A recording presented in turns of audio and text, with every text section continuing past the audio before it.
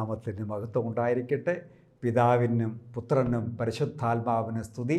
രണ്ട് ലോകങ്ങളിലും തൻ്റെ അനുഗ്രഹങ്ങളും മനോഗുണവും ആദ്യം മുതൽ എന്നും എന്നാളും ഉണ്ടായിരിക്കുമാറാകട്ടെ. ആമേൻ. ദൈവത്താൽ അനുഗ്രഹിക്കപ്പെട്ടവരെ, സാധാരണ മനുഷ്യൻ ജീവിത പ്രതിസന്ധികളെ എങ്ങനെ തരണം ചെയ്യുന്നു? ഓരോരുത്തർക്കും ലഭ്യമായ അവൻ്റെ മാനസിക സ്ഥിതി വെച്ച്, അവൻ്റെ ശാരീരിക സ്ഥിതി വെച്ചാണ് അവൻ അതോട് പ്രതികരിക്കുന്നത്. ഇന്ന് ഞാൻ നിങ്ങളോട് ചിന്തിക്കുന്ന വിഷയം ഇങ്ങനെയാണ്: ജീവിത പ്രതിസന്ധികളെ എങ്ങനെ നേരിടാം? ജീവിത പ്രതിസന്ധികളെ തന്മയത്വത്തോടെ എങ്ങനെ നേരിടാം എന്നുള്ളതാണ് ഇന്നത്തെ എൻ്റെ നിങ്ങളോടുള്ള ചിന്താവിഷയം. സ്നേഹമുള്ളവരെ, വിശുദ്ധ വേദപുസ്തകത്തിൽ ഉടനീളം നമുക്ക് കാണാൻ കഴിയും വലിയ നേർക്കുനേർ പ്രതിസന്ധികളെ അഭിമുഖീകരിക്കുന്നവരെ. യാക്കോബും ലാബാനും തമ്മിലുള്ള കണ്ടുമുട്ടൽ വലിയ ഒരു സംഗതിയാണ്. അതുപോലെ ഏലിയ പ്രവാചകനും ഇസബേലും തമ്മിലുള്ള ഒരു വലിയ സംഘട്ടനം. ഇസബേൽ രാജ്ഞിയെ വാസ്തവത്തിൽ ദൈവത്തിൻ്റെ മഹത്വമുള്ളവനായ ഏലിയ പ്രവാചകൻ ഭയപ്പെട്ട് ഓടിപ്പോകുന്ന ഒരു പ്രതിസന്ധി നമ്മൾ കാണുന്നുണ്ട്. ജീവിത പ്രതിസന്ധിയെ അവിടെ ഏലിയാവ് എങ്ങനെ നേരിടുന്നു? ഇനി നമ്മൾ തുടർന്ന് വായിക്കുമ്പോൾ ഉൽപ്പത്തി പുസ്തകം 32-ാം അധ്യായത്തിൽ നമ്മൾ വായിക്കുമ്പോൾ യാക്കോബ് തൻ്റെ സഹോദരനായ ഏശാവിനുമായിട്ടുള്ള ഒരു പ്രതിസന്ധി അത് എങ്ങനെ പരിഹരിക്കുന്നു? ഇങ്ങനെ വേദപുസ്തകം പരിശോധിക്കുമ്പോൾ ഉടനീളം നമുക്ക് ജീവിതത്തിൽ മനുഷ്യൻ അഭിമുഖീകരിക്കുന്ന പ്രതിസന്ധികളെ കാണുവാൻ കഴിയും. അത് എങ്ങനെ തരണം ചെയ്യുന്നു, അതിനെ എങ്ങനെ മറികടക്കുന്നു എന്നുള്ളത് ഈ കാലഘട്ടത്തിൽ വലിയ പ്രസക്തിയുള്ള ഒരു വിഷയമാണ്. നാം ഓരോരുത്തരും പലവിധ പ്രതിസന്ധികളിലൂടെ, അസ്വസ്ഥതകളിലൂടെ, പരസ്പര ദേഷ്യത്തിലൂടെ, വഴക്കിലൂടെ, വൈരാഗ്യത്തിലൂടെ ഒക്കെ കടന്നു പോകുന്നവരാണ്. എന്നാൽ പലപ്പോഴും നമുക്കും തോന്നിയിട്ടുണ്ടാകാം, എന്തിന് ഞാൻ അവരോട് വഴക്കുണ്ടാക്കി? ആ വഴക്ക് കുറച്ച് കഴിയുമ്പോഴായിരിക്കും ഒരുപക്ഷെ നമ്മളിങ്ങനെ ചിന്തിക്കുന്നത്, എന്തിന് വഴക്കുണ്ടാക്കി, എന്ത് പ്രയോജനം എന്നൊക്കെ ചിന്തിച്ചേക്കാം. അനുഗ്രഹിക്കപ്പെട്ടവരെ, അത് നമ്മിൽ കുടികൊള്ളുന്ന ദൈവത്തിൻ്റെ വിശുദ്ധാത്മാവിൻ്റെ പ്രവർത്തനമാണ് ആ ഒരു ചിന്ത നമുക്ക് തരുന്നത്. ദൈവത്തിൻ്റെ വിശുദ്ധമായ ചിന്ത നമ്മുടെ മനസാക്ഷിയെ ഉദ്ദീപിപ്പിക്കുമ്പോഴാണ് അങ്ങനൊരു ചിന്ത നമുക്കുണ്ടാകുന്നത്. ജീവിത പ്രതിസന്ധികളെ എങ്ങനെ തരണം ചെയ്യാം? നമുക്ക് വിശുദ്ധ വേദപുസ്തകത്തിലേക്ക് പരിശോധിക്കുമ്പോൾ ഉൽപ്പത്തി പുസ്തകം 32-ാം അധ്യായത്തിൽ യാക്കോബ് ദൈവത്തിൻ്റെ ദൂതനുമായി മല്ലുപിടിക്കുന്ന ഒരു സന്ദർഭമാണ് നമ്മളവിടെ കാണുന്നത്. യാക്കോബിൻ്റെ തിരിച്ചുവരവാണ് ഉൽപ്പത്തിയുടെ 32-ാം അധ്യായത്തിൽ പ്രതിപാദിക്കുന്ന വിഷയം. തൻ്റെ സഹോദരൻ്റെ അടുത്തേക്ക് ചെല്ലുമ്പോൾ എന്തായിരിക്കും സ്ഥിതി, എങ്ങനെയായിരിക്കുമെന്നുള്ള ഒരു മാനസിക അസ്വസ്ഥതയോടെയാണ് അവൻ തിരിച്ചു വരുന്നത്. അവിടെ അവരെ കണ്ടപ്പോൾ യാക്കോബ് പറഞ്ഞു, ദൈവത്തിൻ്റെ ദൂതന്മാരെ കണ്ടപ്പോൾ യാക്കോബ് പറഞ്ഞു, ഇത് ദൈവത്തിൻ്റെ സൈന്യമാണ്, ഇത് ദൈവത്തിൻ്റെ സൈന്യമാണ്. ആ സ്ഥലത്തിന് അവൻ മഹാനായിം എന്ന് പേരിട്ടു. യാക്കോബ് അവിടെ നിന്ന് മുന്നോട്ട് നീങ്ങുമ്പോൾ തൻ്റെ സഹോദരനായ ഏശാവിൻ്റെ അടുത്തേക്ക് തനിക്ക് മുമ്പേ ദൂതന്മാരെ അയക്കുകയാണ്. എങ്ങനെയാണ് ഏശാവുമായി ഒരു കോംപ്രമൈസിലെത്തേണ്ടത്, എങ്ങനെയാണ് രമ്യതയിലായി സഹോദരനൊത്ത് ജീവിക്കേണ്ടത്, ജീവിതത്തിൻ്റെ പ്രതിസന്ധിയെ എങ്ങനെ നേരിടാം? അപ്പോൾ വല്ലാത്ത വ്യഥകളും ചിന്തകളുമാണ് വാസ്തവത്തിൽ യാക്കോവിനെ ബാധിച്ചിരിക്കുന്നത്.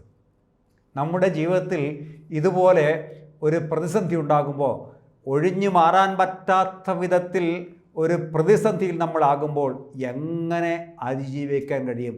നമ്മൾ നമ്മുടെ തന്നെ ഓരോ പദ്ധതികൾ വിഭാവനം ചെയ്യും, ഓരോ ചിന്തകൾ നമ്മൾ ആവിഷ്കരിക്കും. ആ ചിന്തകളനുസരിച്ച് ഇന്ന പോലെ പ്ലാൻ ചെയ്താൽ ഇന്ന് നടക്കുമെന്നുള്ള ഒരു ബോധ്യം നമ്മൾ ഉണ്ടാക്കിയെടുക്കും. അത് മനുഷ്യൻ്റെ യുക്തിക്കനുസരണമായി, സാധാരണ ചിന്തയ്ക്കനുസരണമായി അവൻ പ്രവർത്തിക്കുകയും പരിശ്രമിക്കുകയും ചെയ്യും. ഇവിടെ യാക്കോബും അങ്ങനെ തന്നെ ചെയ്തത് നമുക്ക് കാണാൻ കഴിയും. യാക്കോബ് ചിന്തിക്കുകയാണ്, എനിക്ക് കാളകളും കഴുതകളും ആടുകളും വേലക്കാരും വേലക്കാരികളുമുണ്ട്. അവൻ ഏശാവിനെ കാണുമ്പോൾ എന്ത് പറയും, എങ്ങനെ പറയുമെന്നുള്ളത് തനിക്ക് മുമ്പേ ദൂതന്മാരെ അയച്ച് ദൂതന്മാരുടെ കയ്യിൽ ഈ വിധത്തിൽ കാളകളെയും കഴുതകളെയും ഒക്കെ കൊടുത്തയച്ചിട്ട് പറയുകയാണ്, ഇതിനാണ് ഞാൻ അങ്ങയുടെ അടുക്കലേക്ക് ആളയച്ചു പറയുന്നത്. ഇങ്ങനെ ആടുകളെയും കാളകളെയും കഴുതകളെയും വേലക്കാരികളെയും ഒക്കെ നൽകിക്കൊണ്ട് ഏശാവിനോട് യാക്കോബ് തൻ്റെ ദൂതന്മാർ വഴി ഒരു മാപ്പപേക്ഷ നടത്തുകയാണ്. അതിനാണ് അവൻ പരിശ്രമിക്കുന്നത്. അങ്ങനെ അവൻ സഹോദരൻ ഏശാവിൻ്റെ അടുക്കൽ ദൂതന്മാർ ചെന്നു. അവർ 400 ആളുകളുടെ അകമ്പടിയോടെ അങ്ങയെ കാണാൻ വരുന്നുണ്ട്. കേട്ടോ, ഈ ദൂതന്മാർ ചെന്ന് കഴിഞ്ഞപ്പോൾ കണ്ട കാര്യം തിരിച്ചു വന്ന് യാക്കോബിനോട് പറയുകയാണ്, ഏശാവ് 400 ആളുകളുടെ അകമ്പടിയോടെ അങ്ങയെ കാണാൻ വരുന്നുണ്ട്. ഇത് കേട്ടപ്പോൾ യാക്കോബിന് ഭയങ്കരമായ ഭയപ്പാടും അസ്വസ്ഥതയുമുണ്ടായി. He distressed and feared. വലിയ ഒരു ഭയം, വലിയൊരു ഡിസ്ട്രസ് അവനെ പിടികൂടുകയാണ്. സ്നേഹമുള്ളവരെ, നമ്മുടെ ജീവിതത്തിൽ നമുക്കെതിരെ ദുഷ്ടത ആലോചിക്കുന്നു എന്ന് നമ്മൾ വിചാരിക്കുന്ന, നമുക്ക് ഉപദ്രവം ചെയ്യാൻ ഒരു സമൂഹം തയ്യാറായിരിക്കുന്നു എന്നറിയുമ്പോൾ, അല്ലെങ്കിൽ നമ്മൾ സ്നേഹിക്കുന്നവർ നമ്മോട് എതിർക്കുന്നു എന്ന് നമ്മൾ അറിയുമ്പോൾ നമുക്കൊരു ഭയപ്പാടും ഒരു വിഷമവുമൊക്കെ അനുഭവപ്പെടും. ഇവിടെ യാക്കോബിനുണ്ടായ വലിയ വിഷമം ഉൽപ്പത്തി പുസ്തകം 32-ാം അധ്യായത്തിൻ്റെ 7-ാമത്തെ തിരുവചനം നമ്മൾ വായിക്കുകയാണ്. യാക്കോബ് വളരെയധികം ഭയപ്പെട്ട് അസ്വസ്ഥനായി. ഈ പ്രതിസന്ധിയെ എങ്ങനെ യാക്കോബ് അതിജീവിച്ചു? എങ്ങനെ നമ്മുടെ ജീവിതത്തിലുണ്ടാകുന്ന ഭയത്തെയും പ്രതിസന്ധികളെയും വൈഷമ്യങ്ങളെയും എങ്ങനെ നമുക്ക് അതിജീവിക്കാം, അസ്വസ്ഥതകളെ അതിജീവിക്കാം എന്നുള്ളതാണല്ലോ നമ്മുടെ ചിന്താവിഷയം. ഇവിടെ യാക്കോബ് എന്താ ചെയ്തത്? യാക്കോബ് ഉടനെ തന്നെ തൻ്റെ കൂടെ ഉണ്ടായിരുന്ന ആളുകളെയും ആടുമാടുകളെയും ഒട്ടകങ്ങളെയും തനിക്കുണ്ടായിരുന്ന സകലത്തെയും 2 കൂട്ടമായി തിരിച്ചു. എന്തിനാണത്? ഇവൻ്റെ ധാരണ, ഇവന് എതിരെയാണ് ഏശാവ് 400 ആളുകളുടെ അകമ്പടിയോടെ വരുന്നത്. അങ്ങനെയെങ്കിൽ ഏശാവ് ഒരു കൂട്ടത്തെ നശിപ്പിക്കുമ്പോഴേക്കും മറ്റൊരു കൂട്ടവുമായിട്ട് രക്ഷപ്പെടാമല്ലോ എന്ന് അവൻ ചിന്തിച്ചു. ഉൽപ്പത്തി പുസ്തകം 32-ാം അധ്യായത്തിൻ്റെ 8-ാമത്തെ തിരുവചനത്തിൽ പറയുകയാണ് അവൻ്റെ ചിന്ത. സ്നേഹമുള്ളവരെ, ഞാനും നിങ്ങളും ഇതുപോലെ ശത്രു എന്ന് നമ്മൾ ധരിക്കുന്നവർ ഒരുപക്ഷേ വേറെന്തെങ്കിലും കാര്യത്തിലായിരിക്കാം അവർ ചിന്തിക്കുന്നത്, അല്ലെങ്കിൽ അവർ ഇടപെടുന്നത്. ഞാനും നിങ്ങളും ഓരോരുത്തരോട് ഇടപെടുന്നത് നമ്മുടെ ചിന്തയിൽ നിന്ന്, നമ്മുടെ തോന്നലിൽ വരുന്ന വികാരങ്ങൾ അനുസരിച്ചാണ്. അത് വാസ്തവമോ യാഥാർത്ഥ്യമോ ശരിയോ ആയിരിക്കണമെന്നില്ല. ഏതൊരു മനുഷ്യനും മറ്റൊരുത്തിനെക്കുറിച്ച് ചിന്തകളുണ്ടാകാം, തെറ്റായ ബോധ്യങ്ങളുണ്ടാകാം. എന്നാൽ വാസ്തവത്തെ തിരിച്ചറിയുക എന്നുള്ളതാണ് പ്രതിസന്ധിയെ അതിജീവിക്കാനുള്ള ഒരു വലിയ മാർഗം. അതിനേക്കാളുപരി മറ്റുള്ളവരുടെ മുമ്പിൽ നല്ലവനായി, ദൈവത്തിൻ്റെ മുമ്പിൽ പ്രീതിയുള്ളവനായി ജീവിക്കാൻ മറ്റുള്ളവരെ തിരിച്ചറിയാനുള്ള ശേഷി ഉണ്ടാവുക എന്നുള്ളതാണ് പ്രധാന കാര്യം. ഇവിടെ യാക്കോബ് ചിന്തിക്കുകയാണ്, ഏശാവ് എന്നെ കാണുമ്പോഴേക്കും നശിപ്പിക്കാൻ വരും. ഒരു കൂട്ടത്തെ ഇപ്പോൾ എനിക്കുള്ള സ്വത്തും എൻ്റെ ആടുമാടുകളും എനിക്കുള്ള പ്രതാപമൊക്കെ 2ആക്കി ഞാൻ തിരിച്ചിരിക്കുന്നു. അതിൽ ഒന്നിനെ അവർ നശിപ്പിക്കുമ്പോഴേക്കും മറ്റുള്ളത് കൊണ്ട് എനിക്ക് രക്ഷപ്പെടാമല്ലോ. അവൻ്റെ ചിന്ത അങ്ങനെയാണ്. നമ്മളും നമ്മുടെ ജീവിതത്തിൽ ഇതുപോലെ പദ്ധതികൾ ആവിഷ്കരിക്കുന്നവരായിരിക്കാം. എന്നാൽ നോക്കൂ, അവൻ ദൈവത്തോട് പ്രാർത്ഥിക്കുകയാണ്. ഇനി വാസ്തവത്തിൽ ഈ ചിന്തയിലായിരിക്കുമ്പോൾ എന്താ ചെയ്യേണ്ടത്, എങ്ങനെയാണ് രക്ഷപ്പെടേണ്ടത് എന്ന് യാക്കോബ് ചിന്തിക്കുമ്പോൾ അവൻ പെട്ടെന്ന് പ്രാർത്ഥിക്കുകയാണ്. ഇനിയുള്ള 3-4 കാര്യങ്ങൾ വളരെ ശ്രദ്ധേയമാണ്. ജീവിത പ്രതിസന്ധിയെ യാക്കോബ് എങ്ങനെ തരണം ചെയ്തു, എങ്ങനെ മറികടന്നു നമ്മൾക്ക് ചിന്തിക്കാം. അവിടെ ഉൽപ്പത്തി പുസ്തകം 32-ാം അധ്യായത്തിൻ്റെ 9-ാമത്തെ തിരുവചനത്തിൽ അവൻ ഒന്നാമതായി ചെയ്തത് ഇങ്ങനെയാണ്. അവൻ ദൈവത്തിൻ്റെ ഉടമ്പടിയെ അനുസ്മരിച്ചു. ദൈവത്തിൻ്റെ വാഗ്ദാനത്തെ അവൻ അനുസ്മരിച്ചു. അവൻ്റെ പ്രാർത്ഥന ഇങ്ങനെയാണ്: എൻ്റെ പിതാക്കന്മാരായ അബ്രഹത്തിൻ്റെയും ഇസഹാക്കിൻ്റെയും ദൈവമേ. യാക്കോബ് പ്രാർത്ഥിക്കുകയാണ്, എൻ്റെ പിതാക്കന്മാരുടെ ദൈവമേ. നോക്കൂ, നിങ്ങളൊന്ന് ചിന്തിച്ച് നോക്കി. ഞാനും നിങ്ങളും ഈ 2022 എന്നുള്ള വർഷത്തിൻ്റെ അവസാന ഭാഗത്തേക്ക് നമ്മൾ പ്രവേശിച്ചു കഴിഞ്ഞു. ഇനി 2023 നമുക്ക് മുമ്പിൽ ഐശ്വര്യത്തോടെ തുറക്കപ്പെടുവാൻ കാത്തിരിക്കുകയാണ്. അനുഗ്രഹിക്കപ്പെട്ടവരെ, ഈ സമയത്ത് നമ്മുടെ മനസ്സിലുണ്ടാകേണ്ട ഒരു വലിയ കാര്യം, നമ്മളെ ഇതുവരെ വഴി നടത്തിയ ദൈവത്തെ അനുസ്മരിക്കുക. നമ്മൾ ഇതുവരെ തിരിച്ചറിഞ്ഞത് എങ്ങനെയാണ്? ദൈവത്തെ തിരിച്ചറിഞ്ഞത് എങ്ങനെയാണ്? ഞാൻ ഭൂമിയിലേക്ക് ജനിച്ചു വീണപ്പോൾ തന്നെ ദൈവത്തെക്കുറിച്ച് ഞാൻ കേൾക്കുകയോ അറിയുകയോ ചെയ്യുന്നില്ല.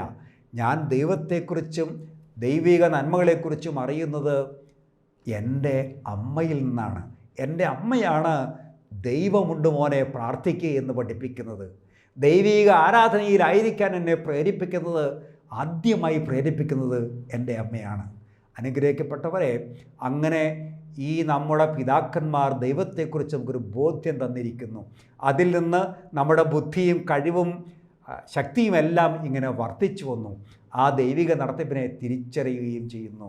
ഇവിടെ യാക്കോബ് പ്രാർത്ഥിക്കുകയാണ്, എൻ്റെ പിതാക്കന്മാരെ അബ്രഹാത്തിൻ്റെയും ഇസഹാക്കിൻ്റെയും ദൈവമേ. അതെ, നമ്മുടെ പിതാക്കന്മാർ ദൈവത്തിൽ ആശ്രയിച്ച് എത്രയേറെ മഹോന്നതന്മാരായി ഇതുവരെ ജീവിച്ചു.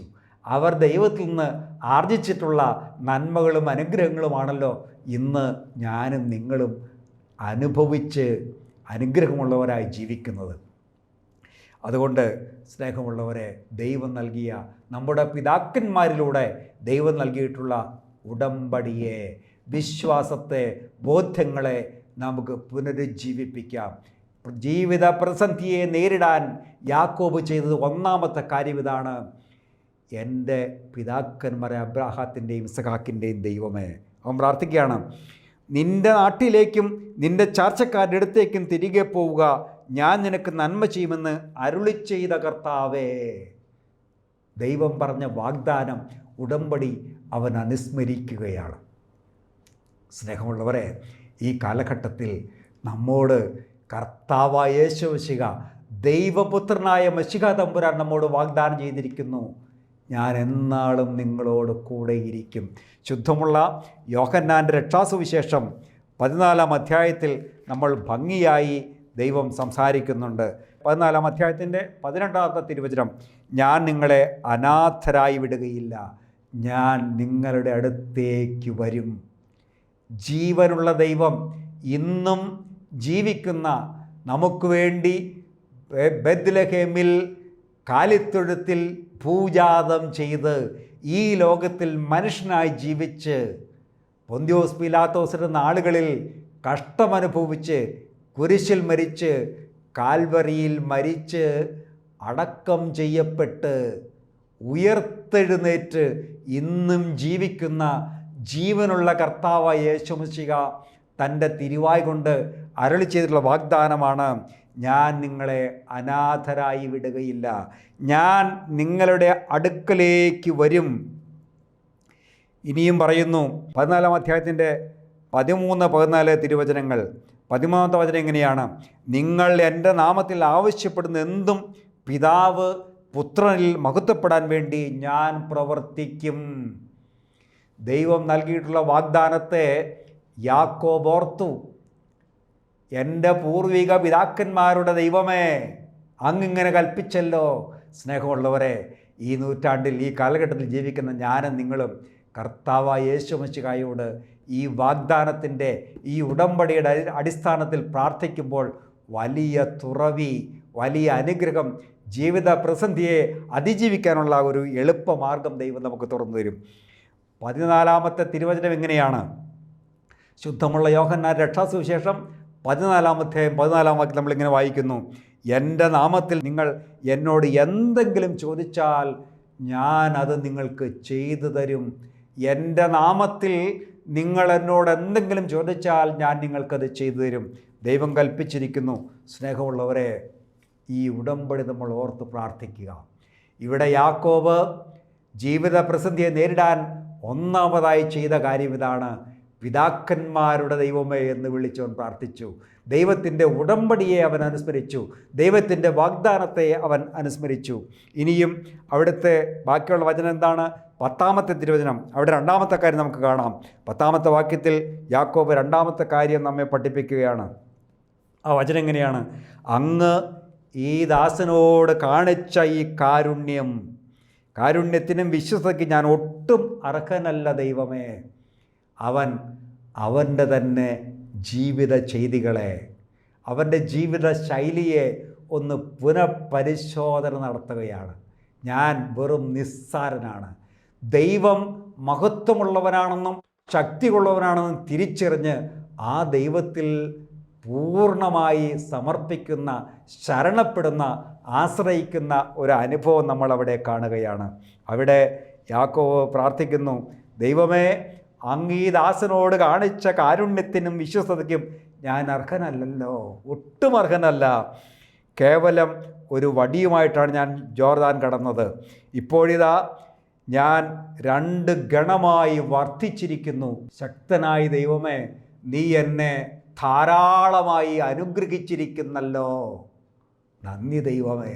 എൻ്റെ നേട്ടം കൊണ്ടോ എൻ്റെ ബുദ്ധി കൊണ്ടോ എൻ്റെ ശാരീരിക കഴിവ് കൊണ്ടോ ഞാൻ നേടിയതല്ല ഇതൊന്നും. തുറന്നുള്ള ഒരു സമർപ്പണം, പൂർണ്ണമായ ഒരു സമർപ്പണമാണ് നമ്മളവിടെ കാണുന്നത്. അതാണ് യാക്കോബ് ചെയ്ത 2-ാമത്തെ കാര്യം. ജീവിത പ്രതിസന്ധിയെ നേരിടാൻ യാക്കോബ് 1-ാമത് ചെയ്തു, എൻ്റെ പിതാക്കന്മാരുടെ ദൈവമേ, അങ്ങയുടെ ഉടമ്പടി ഓർക്കണമേ. ദൈവവുമായിട്ടുള്ള വാഗ്ദാനം, ദൈവം നൽകേണ്ട വാഗ്ദാനത്തെ അനുസ്മരിച്ചു. വാഗ്ദാനത്തിൽ നിന്ന് മാറാത്തവനാണ് ദൈവം എന്നുള്ള ബോധ്യം യാക്കോബിനുണ്ടായിരുന്നു. അങ്ങനെ ആ ഉടമ്പടി അവൻ വീണ്ടും ദൈവത്തോട് ആവശ്യപ്പെടുകയാണ്. ആ ഉടമ്പടി അനുസരിച്ച് എന്നോട് പ്രവർത്തിക്കണേ. 2-ാമത്തെ കാര്യം എന്താ ചെയ്തത്? ഞാൻ നിസ്സാരക്കാരനാണ്. എനിക്ക് ലഭിച്ചിട്ടുള്ള അനുഗ്രഹങ്ങളൊന്നും എൻ്റെ നേട്ടം കൊണ്ടല്ല, മറിച്ച് അങ്ങയുടെ വലിയ കാരുണ്യം കൊണ്ട് ഞാൻ അനുഭവിച്ചു വരുന്ന അനുഗ്രഹം മാത്രമാണ്. അതാണ് യാക്കോബ് 2-ാമതായി കണ്ടെത്തുന്ന വലിയ കാര്യം, ജീവിത പ്രതിസന്ധിയെ നേരിടാൻ. ഇനി 3-ാമത്തെ കാര്യം എന്താണ്?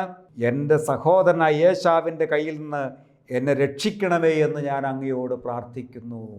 കണ്ടോ, ജീവിതത്തിൽ വലിയ ഭയപ്പാടും അസ്വസ്ഥതയും അനുഭവപ്പെട്ടപ്പോൾ തനിക്ക് വേണ്ടപ്പെട്ടവനിൽ നിന്ന് ആ ജീവനെ രക്ഷിക്കാൻ, തൻ്റെ വസ്തുവകളെ രക്ഷിക്കാൻ, തനിക്ക് സുരക്ഷിതനായി ജീവിക്കാൻ ദൈവം യാക്കോബിനെ അനുഗ്രഹിക്കാൻ യാക്കോബ് പ്രാർത്ഥിക്കുകയാണ്.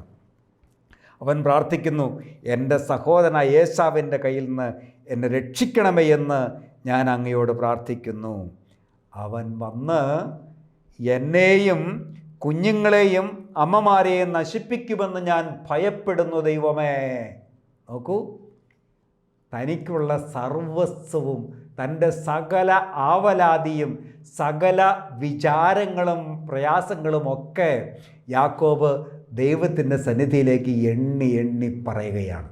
4-ാമതായിട്ട് നമുക്കവിടെ കാണാം, നിനക്ക് നന്മ ചെയ്ത നിൻ്റെ സന്തതികളെ കടൽ തീരത്തെ മണൽത്തരി പോലെ എണ്ണാനാവാത്ത വിധം വർദ്ധിപ്പിക്കുമെന്ന് അവിടുന്ന് അരുളി ചെയ്തിട്ടുണ്ടല്ലോ. വീണ്ടും ഉടമ്പടി ഓർക്കുകയാണ്.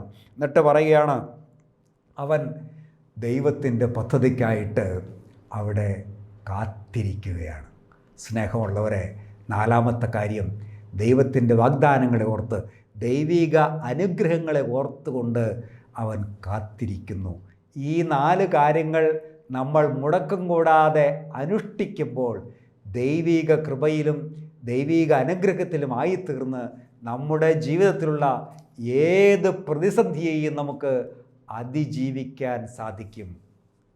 അതാണ് യാക്കോബ് പഠിപ്പിക്കുന്ന വലിയ കാര്യം.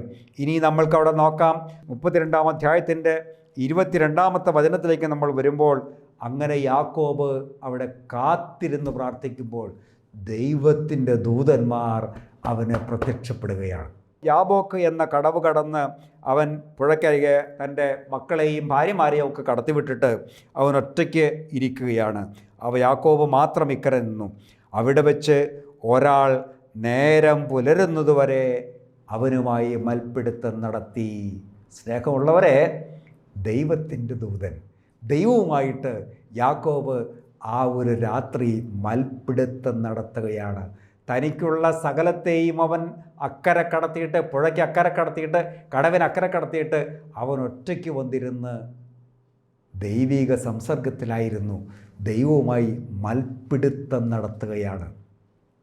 ജീവിത പ്രതിസന്ധികളെ അതിജീവിക്കാനുള്ള വലിയ മാർഗത്തിലൊന്നാണ് ഇവിടെ യാക്കോബ് പഠിപ്പിക്കുന്ന വലിയ കാര്യം. അവൻ അങ്ങനെ മൽപ്പിടുത്തം നടത്തി. കീഴടക്കാൻ സാധ്യമല്ലെന്ന് കണ്ടപ്പോൾ ആ ദൈവത്തിൻ്റെ ദൂതൻ യാക്കോബിൻ്റെ അരക്കെട്ടിൽ തട്ടി. മൽപ്പിടുത്തത്തിനിടയിൽ യാക്കോബിൻ്റെ തുട അരക്കെട്ടിൽ നിന്ന് തെറ്റി നീങ്ങി. അവൻ പറഞ്ഞു, നേരം പുലരുകയാണ്, ഞാൻ പോകട്ടെ. യാക്കോബ് പറഞ്ഞു, വിടില്ല. യാക്കോബ് പറയുകയാണ്, ഞാൻ വിടുകയില്ല. അവൻ ചോദിച്ചു, നിൻ്റെ പേരെന്താണ്? യാക്കോബ് അതിന് മറുപടി പറഞ്ഞു, യാക്കോബ് എന്നാണ്. അപ്പോൾ അവൻ പറഞ്ഞു, ഇനിമേൽ നീ യാക്കോബല്ല, ഇനി നീ ഇസ്രായേലാണ്. സ്നേഹമുള്ളവരെ, ദൈവത്തിൻ്റെ ദൂതനുമായി രാത്രി മുഴുവനും യാക്കോബ് മൽപ്പിടുത്തം നടത്തിയപ്പോൾ ദൈവത്തിൻ്റെ ദൂതൻ പറയുകയാണ്, എന്താ നിനക്ക് വേണ്ടത്? ഒരു കോംപ്രമൈസിൽ എത്തിച്ചിരിക്കുകയാണ്. നേരെ പുലരുകയാണ്. യാക്കോബ് പറഞ്ഞു, നീ എന്നെ അനുഗ്രഹിച്ചല്ലാതെ ഞാൻ നിന്നെ വിടുകയില്ല. ദൈവവുമായിട്ടുള്ള ഒരു വലിയ ബന്ധത്തിൽ യാക്കോബ് ആയിത്തീരുകയാണ്. അങ്ങനെ അവിടെ വെച്ച് യാക്കോബ് പുരോഗതി പ്രാപിക്കുകയാണ്. അവൻ്റെ പ്രയാസങ്ങളും പ്രതിസന്ധികളും വിഷമങ്ങളും തീരുന്നു. മാത്രമല്ല, അവൻ്റെ പേരേ മാറുകയാണ്. അവൻ ഇനി നീ ഇസ്രായേൽ എന്ന് വിളിക്കപ്പെടും. നോക്കൂ, ഇനിമേൽ നീ യാക്കോബ് എന്നല്ല, ഇസ്രായേൽ എന്ന് വിളിക്കപ്പെടും. കാരണം ദൈവത്തോടും മനുഷ്യരോടും നീ മല്ലിട്ട് ജയിച്ചിരിക്കുന്നു. അനുഗ്രഹിക്കപ്പെട്ടവരെ, നമ്മുടെ ജീവിതത്തിൽ ജീവിത പ്രതിസന്ധികളെ അതിജീവിക്കാൻ ഈ ലോകത്തിൻ്റെ പ്രതാപങ്ങളോട്, ഈ ലോകത്തിൻ്റെ ശാസ്യമല്ലാത്ത ജീവിതശൈലിയോട് മല്ലിട്ട് ജയിച്ചിരിക്കണം. ദൈവത്തോട്, ദൈവത്തിൻ്റെ ശക്തിയാൽ, ആധ്യാത്മികതയിൽ നമ്മൾ മല്ലിട്ട് ജയിച്ചിരിക്കണം. അതാണിവിടെ യാക്കോബ് പഠിപ്പിക്കുന്നത്. യാക്കോബ് എന്താ അനുഗ്രഹിക്കപ്പെടാൻ, അവൻ്റെ പേര് മാറാൻ, അഭിവൃദ്ധി പ്രാപിക്കാൻ എന്താ കാരണം? അവൻ ദൈവത്തോടും മനുഷ്യരോടും മല്ലിട്ട് ജയിച്ചിരിക്കുന്നു. ദൈവത്തോട് മനുഷ്യരോട് മല്ലിട്ട് ജയിച്ചിരിക്കുന്നു. അനുഗ്രഹിക്കപ്പെട്ടവരെ, നമ്മുടെ ജീവിതത്തിൽ ഉണ്ടാകുന്ന പ്രതിസന്ധികളെ അതിജീവിക്കാൻ ജഡീകമായ നമ്മുടെ ജീവിത ശൈലിയോട് മല്ലിട്ട് ജയിക്കാൻ, ആ കാര്യങ്ങളിൽ നിന്ന് അതിജീവിക്കാൻ നമുക്ക് സാധിക്കുമ്പോൾ ജീവിതത്തിൻ്റെ പ്രതിസന്ധികളെ നിസ്സാരമായി നമുക്ക് മറികടക്കാൻ അതാണ് ഇവിടെ നമ്മെ ഓർമ്മപ്പെടുത്തുന്നത്. ഈ 4-5 കാര്യങ്ങൾ. ഒന്ന്, പിതാക്കന്മാരുടെ ദൈവത്തെ വിളിച്ച് ആ ദൈവം നമ്മോട് ചെയ്തിട്ടുള്ള ഉടമ്പടിയെ ഓർക്കുക. 2, ദൈവത്തോട് അവൻ്റെ വീഴ്ചകളെക്കുറിച്ച് തിരിച്ചറിഞ്ഞ് ഒരു ഇൻട്രോസ്പെക്ഷൻ, ഒരു സ്വയപരിശോധന അവൻ നടത്തി. ഞാൻ ഏതുമല്ല, ദൈവത്തിൽ പൂർണ്ണമായി ശരണപ്പെട്ടു, സമർപ്പണം നടത്തി. 3, അവൻ ദൈവത്തോട് പ്രാർത്ഥിച്ചു. അവനുള്ള എല്ലാ പ്രയാസങ്ങളും ആവലാദികളും ദൈവത്തിൻ്റെ മേൽ വെച്ചു. എൻ്റെ ഭാര്യയെയും കുഞ്ഞുങ്ങളെയും ഒക്കെ അവൻ കൊന്നുകളയുമെന്ന് ഞാൻ ഭയപ്പെടുന്നു ദൈവമേ. എല്ലാ ആവലാദികളും ദൈവത്തിൻ്റെ സന്നിധിയിൽ അവൻ നിരത്തുകയാണ്, ഓരോന്നോരോന്നായി. പിന്നെ 4, ദൈവം അവനെ അനുഗ്രഹിക്കുന്നതിന് വേണ്ടി അവൻ്റെ ജീവിതത്തിൻ്റെ എല്ലാ കാര്യങ്ങളും മാറ്റിവെച്ചിട്ട് അവൻ ഒറ്റയ്ക്ക് ദൈവവുമായി സംസർഗം നടത്തുകയാണ്. 5, ആ സമയത്ത് ദൈവത്തിൻ്റെ ദൂതൻ അവനുമായി മൽപ്പിടുത്തം നടത്തുന്നു. ജഡീക പോരാട്ടങ്ങളെ, അല്ലെങ്കിൽ ദൈവവുമായിട്ട് മനുഷ്യരുമായിട്ട് മല്ലുപിടിച്ച് ഈ ലോകത്തിൻ്റെ ജഡീക ശക്തികളെ അതിജീവിക്കാൻ കഴിയണം. ഇങ്ങനെ 5 കാര്യങ്ങളാണ് ജീവിത പ്രതിസന്ധി അതിജീവിക്കാൻ ഈ വേദഭാഗം നമ്മെ പഠിപ്പിക്കുന്നത്. അനുഗ്രഹിക്കപ്പെട്ടവരെ, നമുക്ക് ദൈവത്തിൻ്റെ സന്നിധിയിൽ വിനയത്തോടെ ആയിരിക്കാം. ജീവിതത്തിലുണ്ടാകുന്ന എല്ലാ പ്രതിസന്ധികളെയും അതിജീവിക്കാൻ മതിയായവരാണ് ശക്തനായ ദൈവത്തിലുള്ള ആശ്രയത്വം. ആ ദൈവത്തെ നമുക്ക് ആശ്രയിക്കാം, കണ്ണുകളടയ്ക്കാം, നമുക്ക് പ്രാർത്ഥിക്കാം. കാരുണ്യവാനായ ദൈവമേ, ശക്തനായ കർത്താവെ, ശുദ്ധമുള്ള യോഹന്നാൻ്റെ രക്ഷാസുവിശേഷം 14-ാം അധ്യായം 14-ാം തിരുവചനത്തിലൂടെ അങ്ങ് വാഗ്ദാനം ചെയ്തിരിക്കുന്നു. നിങ്ങൾ എൻ്റെ നാമത്തിൽ എന്തെങ്കിലും ചോദിച്ചാൽ ഞാൻ നിങ്ങൾക്കത് ചെയ്തു തരും. തമ്പുരാനെ, അവിടുത്തെ വലിയ വാഗ്ദാനം ഞങ്ങൾ നിറവേറ്റണമേ. ഞങ്ങളെയും ഞങ്ങളായിരിക്കുന്ന ഓരോ കുടുംബങ്ങളെയും ഞങ്ങളുടെ കുടുംബത്തിലുള്ള ഓരോ അംഗങ്ങളെയും നാഥ അങ്ങയുടെ സന്നിധിയിലേക്ക് സമർപ്പിക്കുന്നു. യാക്കോബ് ചെയ്തതുപോലെ ഞങ്ങളുടെ പിതാക്കന്മാരുടെ ദൈവമേ, അങ്ങയുടെ ഉടമ്പടി അങ്ങ് ഓർക്കണമേ. അങ്ങിങ്ങനെ വാഗ്ദാനം ചെയ്തിട്ടുണ്ടല്ലോ, യാചിപ്പീൻ നിങ്ങൾക്ക് ലഭിക്കും, മുട്ടുവീൻ തുറക്കപ്പെടും. കർത്താവെ, അങ്ങ് ശുദ്ധമുള്ള മത്തായിയുടെ രക്ഷാസുവിശേഷം 7-ാം അധ്യായം 7-ാം വചനത്തിൻ്റെ പൂർണ്ണമായ അഭിഷേകം ഞങ്ങളിൽ വന്നു നിറയാൻ കരുണയാകണമേ. എല്ലാ പ്രയാസങ്ങളും ഞങ്ങൾ അങ്ങിലേക്ക് വയ്ക്കുന്നു.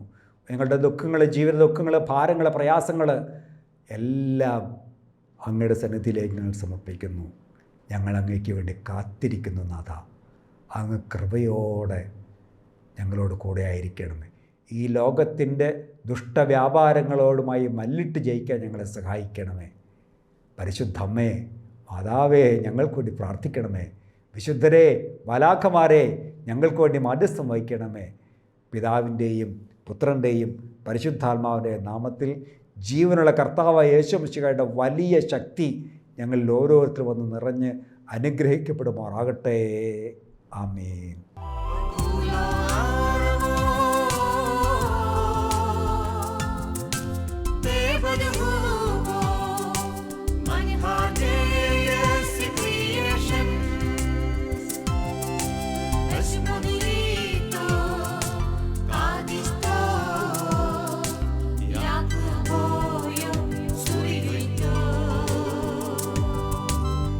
Everybody